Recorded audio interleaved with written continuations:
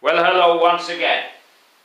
This is me, Leonard Wells, broadcasting as usual from Haslingden, due north of Manchester in the UK, on Wednesday the 9th of November 2011. I just want to say, don't listen to the doom and gloom merchants throwing bricks at the Eurozone, because it's so easy on this side of the channel to throw rocks across when they're not throwing any back.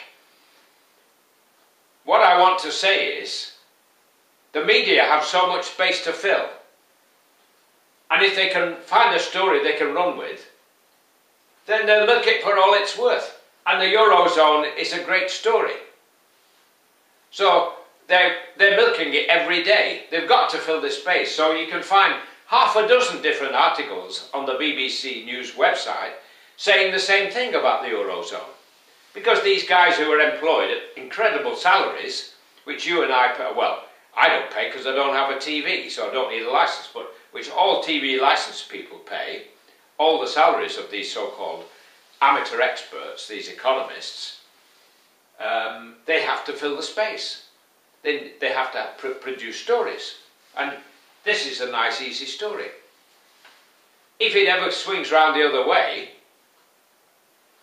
I wonder whether they'll make so much of it if it turns out that we would be better off in the euro. And I've always believed that we would. It makes so much sense.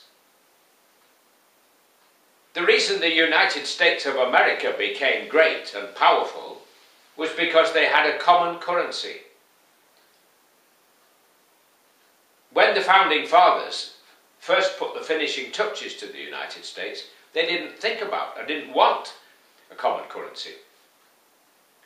But one man stood out for it, and eventually it won through.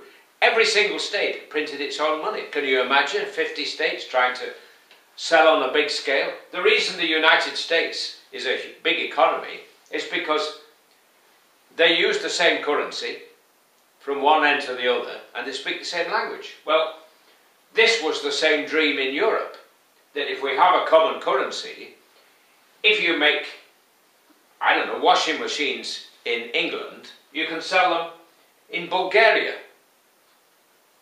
because you'll know exactly what the overheads are, what the price is. But if you all have different currencies, it's a nightmare. And you tend to restrict yourself to your own little country. Because the risk that you might sell washing machines in Bulgaria, you might say, well, let's call them £200 in the local currency. Well, that currency might swing against you, or your currency might swing against it. And then there's a loss. So it's a great idea to have a common currency. But it only works if you have a common government. If you have a United States.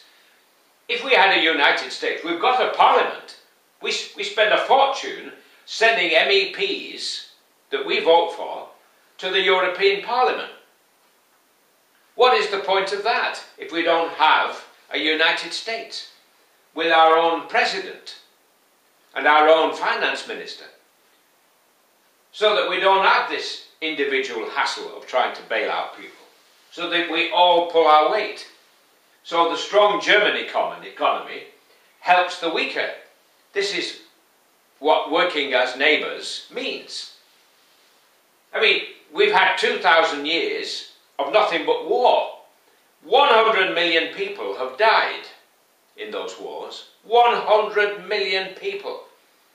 Every time you go in has a statue of some guy on a horse with a sword, or a guy in with a tin helmet and a rifle with a bayonet in it. Every time you go in, practically, in this country and across Europe, you'll find statues like that.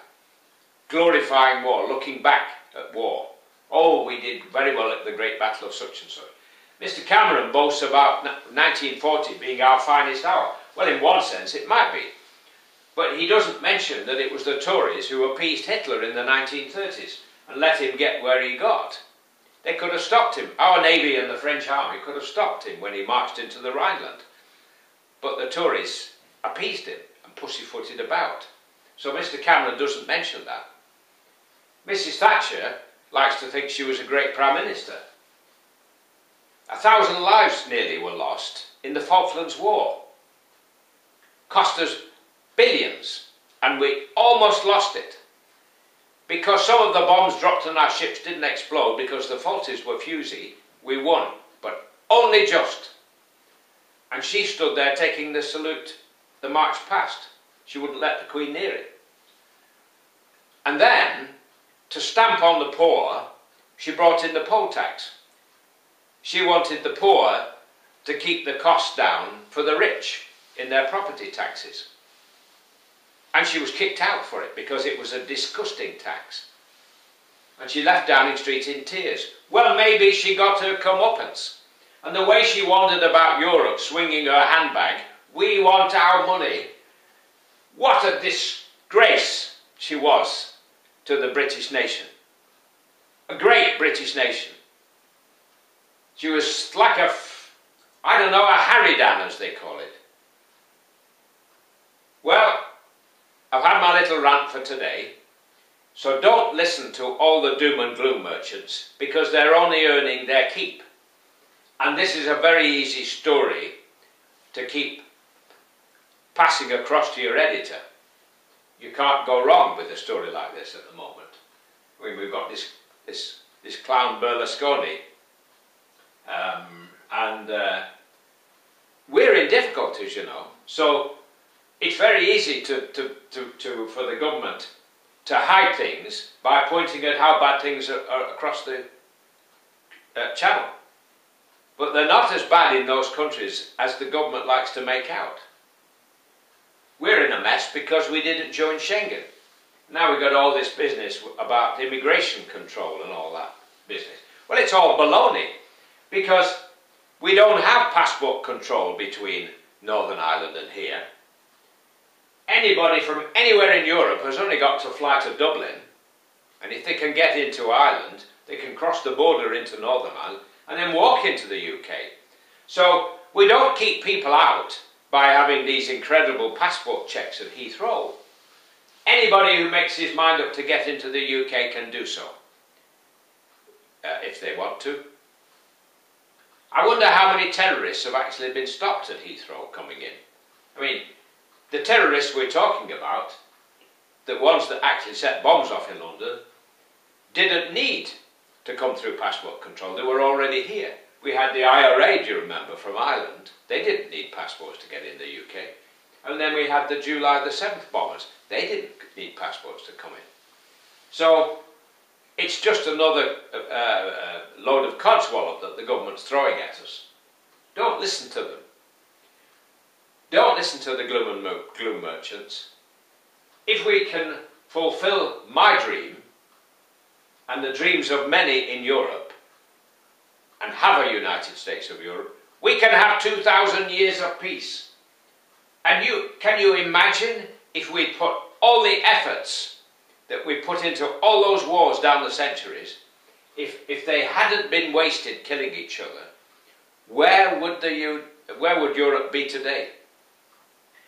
Already, the GDP of the 27 countries of the EU is almost as great as the United States and China combined. So it's all very well to talk about how wonderful things are in China, but it's dwarfed by the economy of Europe. And if we can bring everybody in, and properly in, and not singing from different hymn sheets, like the Swiss and the Norwegians and the UK, and we can bring in all these other countries, Turkey and all the rest of the Balkan countries and the Ukraine, Moldova, maybe even one day Mother Russia herself. Who knows? But just think, all our energies can go into making this a golden age for our kids. And you'll be able to go from John O'Groats to Constantinople without a passport, without changing money and giving fat commission to the fat bankers, or standing around in queues at immigration. What a dream. What a wonderful dream to hand to our kids. Here, children, is 2,000 years of peace, we can say to them. It's all yours to make a great world. Thank you. God bless. While it's still legal in the UK to say God bless. Take care and bye for now.